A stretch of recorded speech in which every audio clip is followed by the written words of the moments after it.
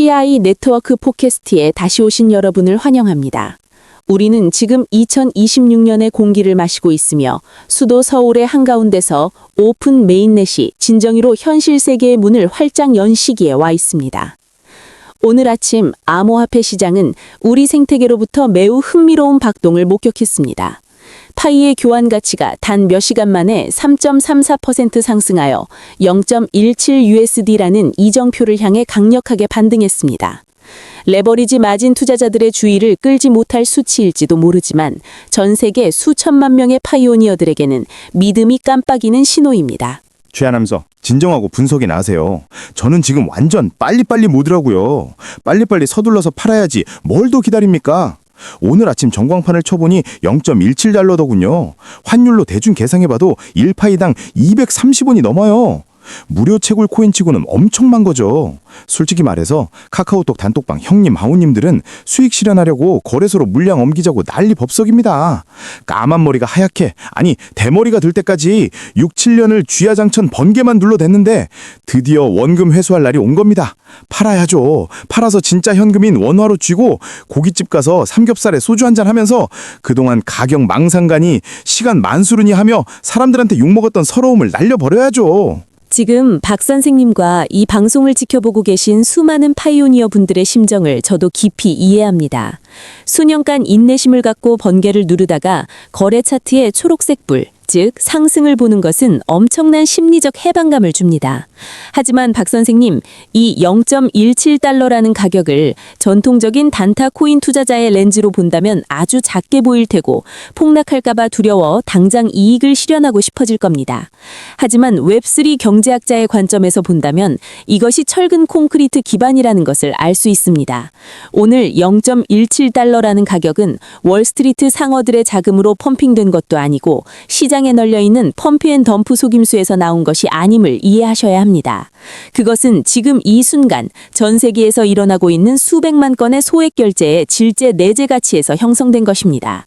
엄청나게 큰 환상을 그려놓고 상장한 뒤 투자자들의 머리 위로 물량을 쏟아내는 프로젝트들과 달리 우리 생태계는 내일 당장 파이의 가격이 90% 폭락할까 걱정하지 않고 강남에서 커피 한 잔을 살 수 있는 든든한 기본 가격을 형성하고 있는 것입니다. 아휴, 내재 가치니 생태계니 하는 말들로 저를 재우려 들지 마세요.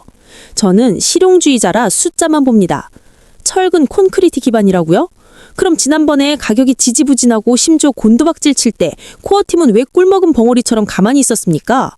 기왕 프로젝트 만드는 거 니콜라스 박사와 챙겨업한 박사와 돈 좀 팍팍 써서 한국의 업비트나 빗썸 같은 일군 거래소에 파일을 바로 상장시키면 안 되나요? 대형 거래소에 상장만 하면 상어들이 원화를 쏟아부어 펌핑 한번 쫙 해주면 17달러가 뭡니까? 170달러도 갈 텐데 이깟 0.17달러라는 쥐꼬리만한 수치는 말할 것도 없죠. 계속 그런 보수적인 마인드를 고집하며 가격을 안 올리면 유저들은 다 떠나고 말 겁니다. 박 선생님, 선생님의 질문은 최근 블록체인 최고위층에서 벌어진 가장 치열한 논쟁의 핵심을 찌르고 있습니다. 여론의 폭풍과 선생님처럼 가격 펌핑을 요구하는 군중의 압박 속에서 공동 창립자인 챙디아오판 박사는 그들의 장기적인 비전을 옹호하기 위해 공식적으로 목소리를 냈습니다. 그녀는 단호한 확언을 내놓으며 이를 전체 프로젝트의 나침반으로 삼았습니다. 파이는 절대 ICO를 하지 않는다. 파이는 완전한 실명 KYC를 요구한다. 선생님은 이 말이 암호화폐 세계에서 어떤 의미인지 아십니까? 이것은 생사를 건 도박입니다. 대중에게 코인을 발행하여 자금을 조달하는 ICO는 수십억 달러의 투기 자금을 끌어들이는 지름길입니다. 만약 코어팀이 선생님이 방금 말씀하신 방식을 선택해서 업비트, 빗썸, 바이낸스에 상장했다면 그들은 당장 산더미 같은 돈을 긁어모았을 겁니다. 하지만 그 대가는 무엇일까요? 프로젝트는 즉시 미국 증권거래위원회 또는 한국의 금융규제당국에 적발되어 미등록 증권 명단에 올랐을 것입니다.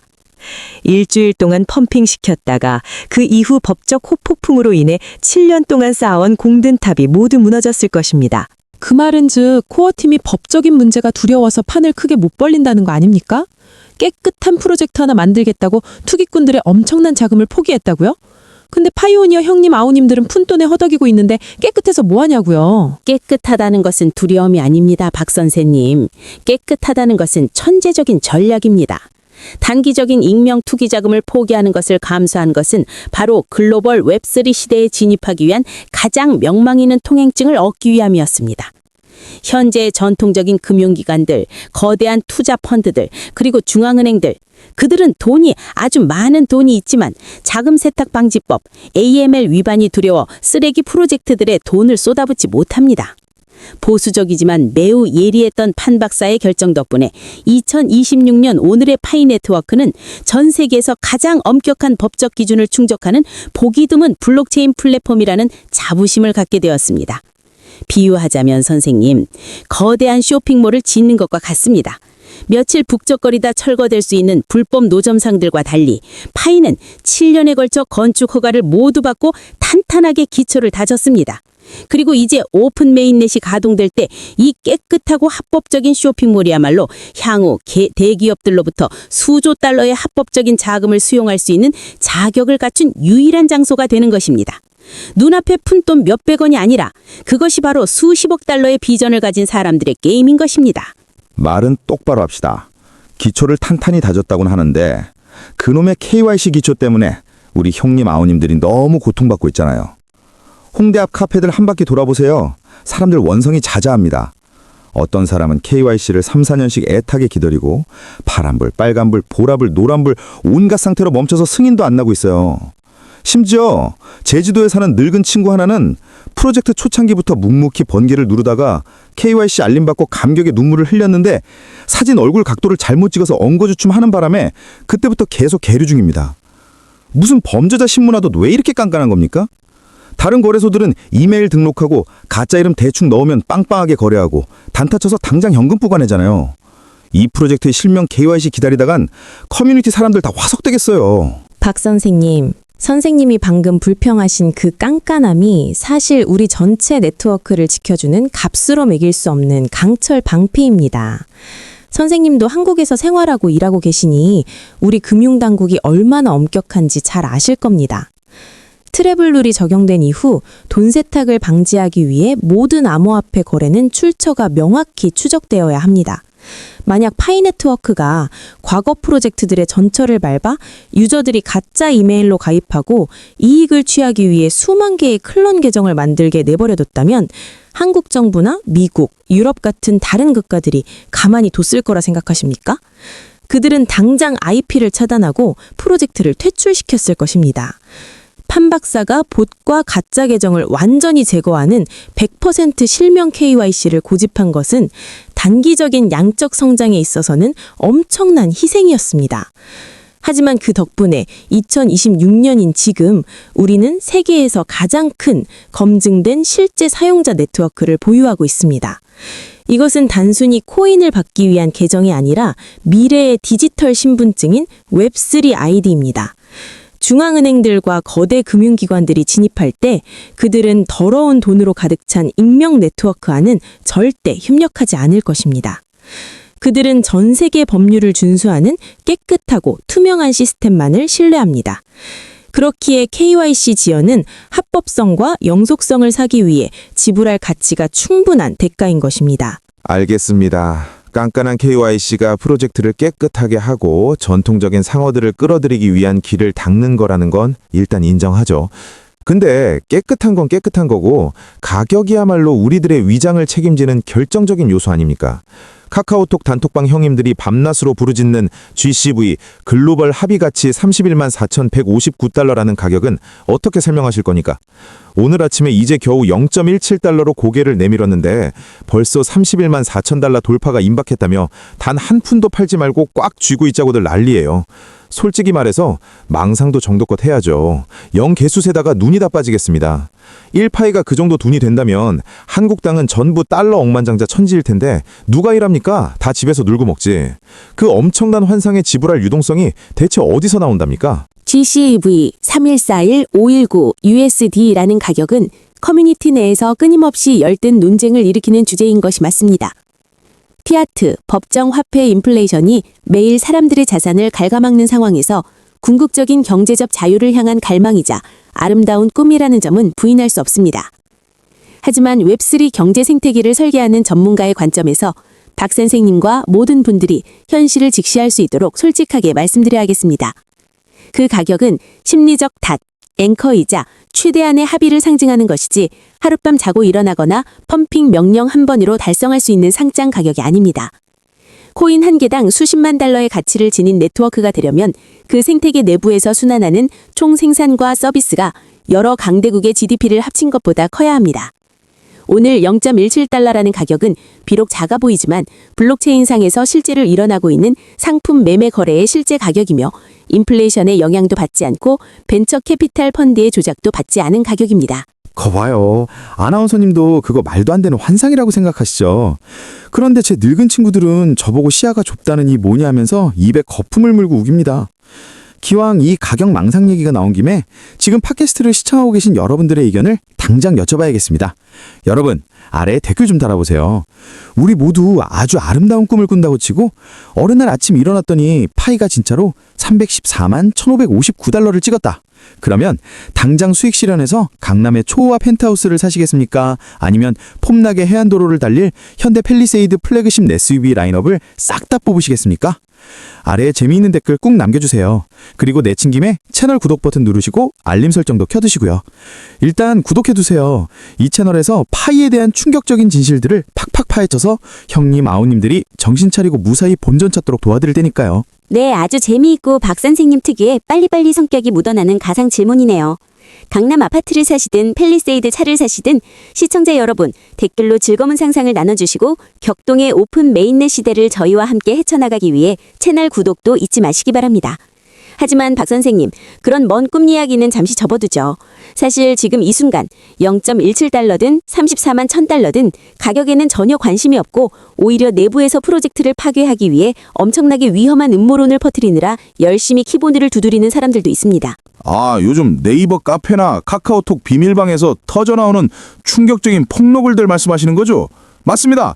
저도 그 얘기 물어보려고 했어요. 형님, 아우님들이 극도의 혼란에 빠져 있습니다. 이 파이 프로젝트가 사실은 세기의 사기극이고 거대하고 교묘한 개인정보 판매 조직이라고들 하던데요. 그들의 주장은 이렇습니다. 스마트폰으로 코인을 캐는데 배터리도 안 닳고 데이터도 안 쓰는데 코어팀이 대체 무슨 돈으로 7년 동안 서버를 유지했겠냐고요. 그건 우리한테 KYC를 강요해서 뚜렷한 여권이나 주민등록증 사진을 찍게 하고 3D 얼굴 스캔 같은 걸 시켜서 수천만 아시아인들의 데이터를 모아다가 아미 시장에 팔아넘기려는 속셈일 수밖에 없다는 겁니다. 다시 생각해도 소름이 돋네요. 만약 누군가 제 신분증으로 사채를 빌려 써서 내일 조폭들한테 빚 갚으라는 전화라도 오면 어떡합니까? 형님, 아우님들 덜 무섭게 이 사건 좀 해명해보세요. 박 선생님과 커뮤니티의 두려움을 잘 이해합니다. 신분증을 제출할 때 방어적인 심리가 생기는 것은 자연스러운 반사작용입니다. 하지만 선생님이 방금 읽으신 네이버나 카카오의 음모론들은 사실 블록체인의 데이터 해시 혹은 탈중앙화 보관 솔루션 기술에 대해 단 1도 이해하지 못한 데서 비롯된 것입니다. 박 선생님, 이해하기 쉽게 이렇게 상상해 보세요.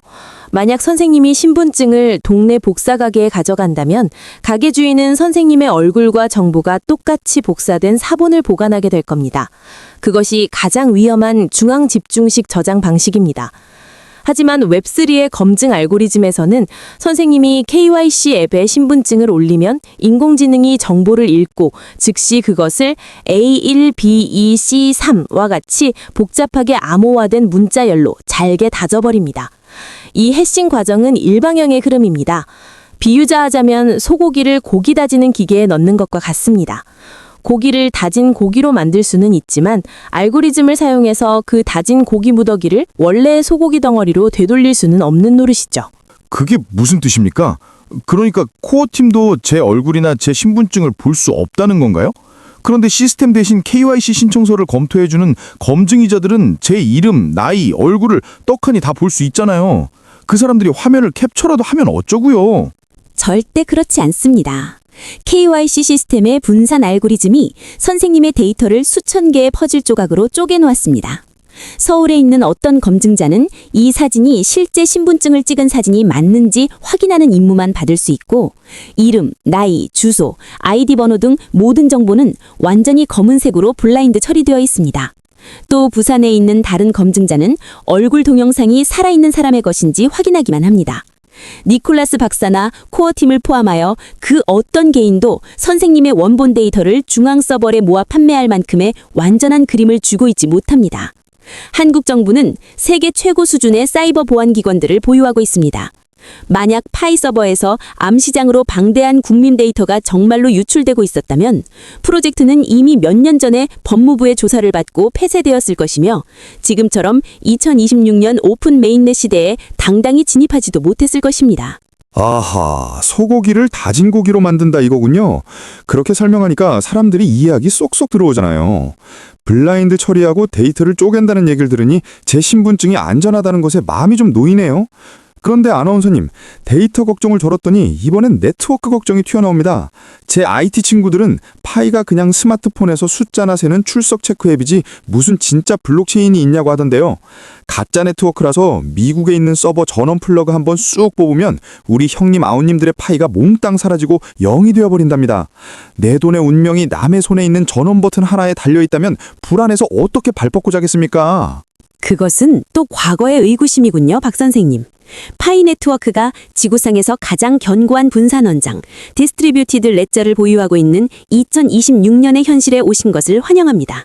아시나요?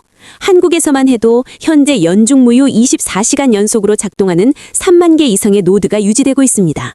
전 세계적으로 보면 이 숫자는 수십만 개의 노드에 달합니다. 비트코인이나 이더리움을 포함하여 그 어떤 암호화폐 프로젝트도 이렇게 거대하고 널리 분산된 개인 노드를 보유하고 있지 않습니다. 원장과 노드가 이해하기 쉽게 무엇이냐고 물으셨죠? 우리 모두의 파이 거래 내역 전체가 은행의 거대한 원장, 장부라고 상상해보세요. 전통적인 은행에서 그 장부는 본사의 유일한 금고에 보관됩니다. 만약 도둑이 침입하거나 은행장이 폐기 버튼을 누르면 데이터는 사라집니다. 하지만 파이의 경우 그 원장은 수십만 부로 복제되어 노드를 운영하는 수십만 명의 사람들에게 배포됩니다. 마치 전 세계에서 밤낮으로 대기하며 그 장부를 끌어안고 있는 수십만 명의 독립적인 경비원들과 같습니다. 아이고, 그러니까 미국에 있는 사람이 항공 갖고 한국에 있는 사람이 항공 갖고 베트남에 있는 사람이 항공 갖는다는 거죠. 거래를 할 때마다 모두 똑같이 적어 넣어야 한다는 거 아닙니까? 정확합니다. 그것이 바로 합의 메커니즘이라고 불리는 것입니다. 박 선생님이 저에게 커피 한 잔을 사기 위해 C 파일을 보낼 때 그 수십만 명의 경비원들이 모두 장부를 펴고 대조해야 합니다. 그들 모두가 박 선생님이 정말로 유효한 C 파일을 가지고 있다는데 동의해야만 그 거래가 블록체인에 기록됩니다. 이러한 합의는 네트워크를 난공불락의 요새로 만듭니다. 누군가 해킹을 시도하든 심지어 어떤 국가가 미국의 모든 서버 존원을 차단하여 네트워크를 무너뜨리려 하든 파이 네트워크는 건재합니다. 선생님의 데이터는 한국과 수많은 다른 국가에 있는 3만 대의 노드 컴퓨터에 여전히 안전하게 저장되어 있기 때문입니다. 이제 파이 네트워크의 전원을 끌 수 있을 만큼 강력한 전원 플러그는 이 세상 어디에도 없습니다, 선생님. 아이고, 네트워크가 안전하다는 건 저도 인정합니다. 통째로 주저한 금고를 어느 도둑이 뚫겠습니까? 그런데 최 아나운서님, 환장할 노릇인 건 그 도둑놈들이 금고를 부수는 게 아니라 형님 아우님들의 열쇠를 아예 속에서 뺏어간다는 겁니다. 지난주 부산에 사는 제 친구놈이 울고불고 저한테 전화를 했습니다. 돈이 궁해진 놈이 인터넷 꾼들 말에 넘어가서 임시방편으로 몇백만 원이라도 벌려고 아직 KYC도 안 된 파이 계정을 통째로 파는 소위 밭대기, 입도선매를 한 거예요. 그놈들이 계좌 잔액 확인을 한답시고 가짜 중개 웹사이트에 24개 비밀 구절을 입력하라고 부추겼답니다. 다음날 아침 눈을 떠보니 지갑은 둥글둥글한 영혼이었고 몇 년 동안 모은 만파이가 감쪽같이 싹 날아간 겁니다. 놈이 코어팀에 전화해서 보상해내라, 훔쳐간 놈 계정 동결해라 난리를 쳤지만 아무도 해결해주지 않았답니다. 네트워크가 그렇게 우수하다면서 유저들 돈 하나 못 찾아줍니까? 박 선생님과 모든 시청자 여러분께 솔직하게 말씀드려야 해서 매우 유감스럽습니다. 진정한 블록체인의 세계에서 특히 파이의 난카스토디얼, 즉 비수탁 형치감 메커니즘에서는 오직 선생님만이 통제권을 가집니다. 본인의 손으로 직접 24개의 비밀 구절을 낯선 웹사이트에 입력하는 순간 그것은 스스로 금고문을 열어 범죄자에게 재산을 바치는 것과 같습니다. 블록체인의 비가역성이란 코어팀, 니콜라스 박사, 혹은 사이버 수사대 경찰을 포함한 그 누구도 개입하여 거래를 되돌리거나 다른 사람의 지갑을 동결할 권한이 없다는 것을 의미합니다. 그것이 탈중앙화의 대가입니다. 그리고 박 선생님, 2026년에 접어들면서 사이버 범죄자들은 허접한 가짜 웹사이트를 만드는데 그치지 않습니다. 그들은 AI 딥페이크를 이용하여 극도로 정교한 덫을 놓고 있습니다. KYC가 안 된 밭대기 계정을 매입할 때 그들은 시스템의 생체인식 단계를 속이기 위해 딥페이크 소프트웨어를 사용하여 판매자의 얼굴을 실시간 비디오에 합성합니다. 범행에 성공하면 그들은 자산을 싹 쓸어가고 판매자는 예측할 수 없는 법적 후폭풍을 고스란히 떠안게 됩니다. 왜냐하면 그 계정은 판매자의 실명과 실제 아이디로 되어 있지만 범죄자들의 검은 돈 세탁에 사용되었기 때문입니다. 헐값에 밭대기로 계정을 파는 것은 사실상 자기 자신의 신분과 미래를 팔아넘기는 짓입니다. 듣기만 해도 소름이 쫙 돋네요. 이럴 바엔 차라리 스마트폰을 꽉 부둥켜 안고 그 금쪽 같은 24개 단어를 종이에 적어서 안전하게 김치똥 밑바닥에 숨겨두는 게 맞겠어요. 절대 출처 모르는 거래는 안 하고 인터넷에 있는 이상한 링크도 클릭 안 할 겁니다. 그런데 최 아나운서님, 이렇게 안전하게 잘 지켰다고 쳐요. 그럼 이 파이 더미로 제가 뭘 할 수 있습니까? 오늘 가격이 0.17달러로 올랐다고 치죠. 지금 이 돈을 쓰고 싶어서 원화로 바꿔서 롯데마트로 달려가 우리의 기저귀랑 분유를 사고 싶은데 정작 환전은 안 된다고 하고 중앙화 거래소에 올려 유동성을 공급하지도 않잖아요. 이래서야 파이는 그냥 인터넷에서 서로 허세 부리며 감상이나 하라고 있는 겁니까? 법정 화폐로 바꿀 수 없다면 생태계는 어떻게 굴러가고 뭘 먹고 삽니까? 박 선생님은 또 낡은 금융세계의 사고방식이라는 함정에 빠지셨군요. 선생님을 비롯한 많은 사람들은 원화나 달러로 파이를 처분해야만 성공이라고 굳게 믿고 있습니다. 하지만 오픈 메인넷의 최종 목적지는 파이를 피아트, 법정화폐를 벌어들이기 위한 단타독으로 만드는 것이 아닙니다. 파이는 그 자체로 전 세계 공용화폐가 되기 위해 탄생한 것입니다. 지금 당장 파이 앱 스튜디오에서 폭발적으로 늘어나고 있는 전자상거래 D앱들의 물결을 보십시오. 그들은 광고 지원, 즉 파이로 비용을 지불하는 광고 생태계를 적용하고 있습니다. 그것이 어떻게 운영되는지 아십니까? 이태원 거리의 작은 카페부터 전자장비 제조 공장에 이르기까지 기업들은 파이를 받고 상품을 판매하는 것을 수락합니다. 그 후 그들은 그 파이를 원화로 바꿀 필요를 전혀 느끼지 않습니다. 그들은 번 파이를 사용하여 파이 네트워크 플랫폼 내에서 직접 광고 공간을 구매하고 엄청난 구매력을 가진 수천만 명의 고객들에게 직접 다가갑니다. 반대로 선생님 같은 파이오니어들은 앱에 접속하거나 광고를 보거나 네트워크에 데이터를 기여할 때 시스템으로부터 파이로 수익을 분배받습니다. 기업은 파이를 벌어들이고 파이로 광고비를 지불하고 파이오니어는 파이를 받고 파이오니어는 다시 파이로 기업의 상품을 구매하는 완벽한 경제적 선순환고리입니다. 이 경제는 스스로를 부양합니다. 원화나 달러를 단 한 푼도 주입할 필요 없이 가치와 유동성은 계속해서 창출되고 끊임없이 순환합니다. 스스로를 먹여 살리는 경제 순환골이라고요? 최 아나운서님 설명을 찬찬히 듣고 나니 저도 대충 그림이 그려지기 시작하네요. 그러니까 파이를 거래소로 가져가 원화로 바꾼 다음 그 원화로 다시 커피를 사는 게 아니라 그냥 매장에서 스마트폰으로 바코드를 찍어 파이로 바로 결제한다는 거죠? 그럼 카페는 그 파이로 캥택에 광고를 들려서 손님을 더 끌어모으고요? 은행놈들한테 중간 수수료 뜯길 일도 없고 인플레이션으로 돈값이 떨어질 일도 없네요. 듣고 보니 꽤 솔깃한데요? 2026년인 이 시점에서 이 네트워크가 정말 그렇게 매끄럽게 돌아간다면 내 지갑에 있는 파이는 디지털 금광이나 다름없군요. 좋아, 결정했습니다.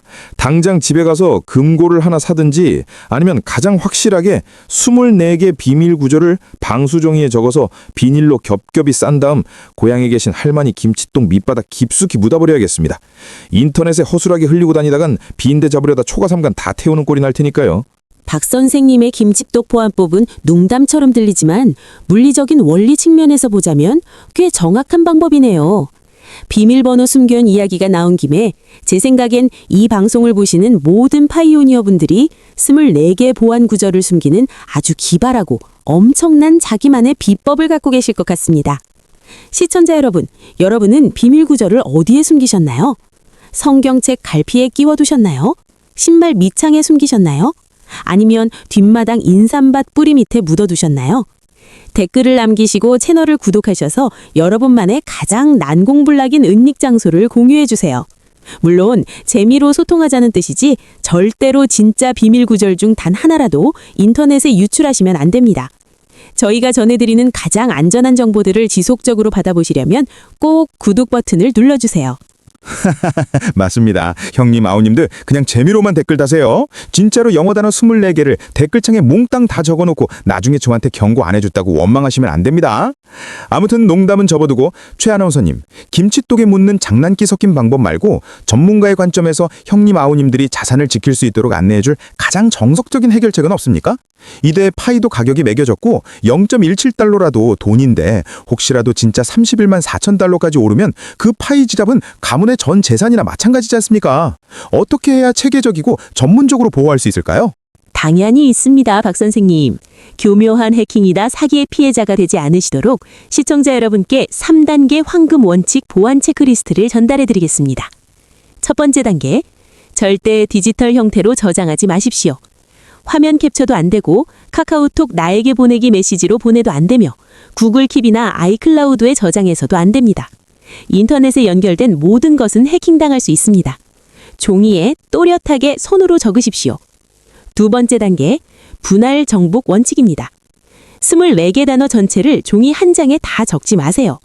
반으로 나누어 예를 들어 첫 번째 종이에는 1번부터 12번 단어를 적고 두 번째 종이에는 13번부터 24번 단어를 적으십시오. 그리고 이 두 장의 종이를 물리적으로 완전히 다른 두 곳에 보관하십시오. 절반은 가정용 금고에 넣고 나머지 절반은 은행 대여 금고에 보관하는 식입니다. 세 번째 단계, 오직 하나의 문 원칙입니다. 이 24개의 비밀 구절을 파이 브라우저 내에 있는 공식 wallet.pi 지갑 외의 다른 웹사이트, 에어드랍 링크 또는 기타 애플리케이션에 절대, 다시 한번 강조하지만 절대로 입력하지 마십시오. 예외는 없습니다. 이 세 가지 단계만 정확히 지키시면 선생님의 파이 지각은 난공불락의 요새가 될 것입니다. 접수했습니다. 아주 명확하고 이해하기 쉽네요. 오늘 최 아나운서님과 이야기를 나누고 나니 솔직히 제 그 급한 빨리빨리 성질 때문에 불타오르던 머리가 싹 식었습니다. 오늘 아침 0.17달러 가격 차트를 봤을 때는 처음엔 애가 타서 확 팔아버리고 치우고 싶었는데 이제 문제의 근본을 이해하고 나니 오히려 기쁩니다. 프로젝트가 밖에 널린 펌프앤덤프 쓰레기 코인들의 전체를 밟지 않아서 기쁘네요. 그 까다로운 KYC가 알고 보니 법의 눈치를 보지 않고 형님 아우님들이 당당하게 빛을 볼 수 있게 해주는 VIP 티켓이었다니 다행입니다. 내일부터는 가격창만 쳐다보고 있는 대신 파이 앱 스튜디오를 뒤적거리며 파이로 신발이나 겉옷이라도 한 벌 살 수 있는지 알아봐야겠어요. 박 선생님, 그것이야말로 오픈 메인넷 시대의 진정한 파이오니어가 가져야 할 완벽한 마음가짐입니다. 암호화폐 시장은 화려하게 터졌다가 순식간에 꺼져버리며 수천 명의 사람들을 빈털터리로 만들어버린 100m 단거리 달리기 같은 프로젝트들을 너무 많이 목격해왔습니다. 하지만 파이 네트워크는 첫날부터 자신을 초월적인 마라톤으로 규정했습니다. 우리는 회의론, 조롱, 그리고 무수히 많은 기술적 장벽들을 극복하며 7년이라는 긴 시간 동안 인내해왔습니다. ICO를 하지 않겠다는 결정, 100% 실명 KYC 요구, 그리고 내부 유틸리티 생태계 구축에 대한 확고한 의지, 코어팀의 그 모든 생사를 건 승부수들이 이제 결실을 맺고 있습니다. 2026년의 파이 네트워크는 전 세계에서 가장 엄격한 법적 기준을 충족하는 깨끗한 암호화폐일 뿐만 아니라 인류 역사상 가장 거대한 웹3 상품 생태계의 진정한 혈맥이 되어가고 있습니다. 우리의 믿음은 공허한 약속이 아니라 변하지 않는 분산 원장과 밝게 빛나는 수십만 개의 노드, 그리고 합의가 지닌 바로 그 힘의 뿌리를 두고 있습니다. 완벽합니다. 길고 긴 마라톤이었고 이제 우리 형님 아우님들이 메달을 목에 걸 시간입니다. 오늘 가려운 곳을 제대로 긁어주는 심층 분석을 해주신 최 아나운서님께 감사드립니다. 밖에서 떠드는 온갖 헛소문들과 불만들을 모두 시원하게 해소해 주셨습니다. 그리고 시청자 여러분, 오늘 팟캐스트 내용이 알차고 오랫동안 파이오니어 형님 아우님들이 품어왔던 고민들을 잘 해결해 주었다고 생각하신다면 좋아요와 공유 팍팍 눌러주시고 특히 저희를 응원하기 위해 채널 구독 버튼 꾹 눌러주시기 바랍니다. 저희는 앞으로도 오픈 메인넷 시장에서 가장 뜨거운 뉴스를 들고 다시 돌아오겠습니다. 그럼 이만 인사드리며 다음에 또 뵙겠습니다. 안녕히 계세요. 여러분 모두 파이네트워크 생태계 안에서 기쁨이 가득한 안전한 거래하는 하루 보내시길 바랍니다.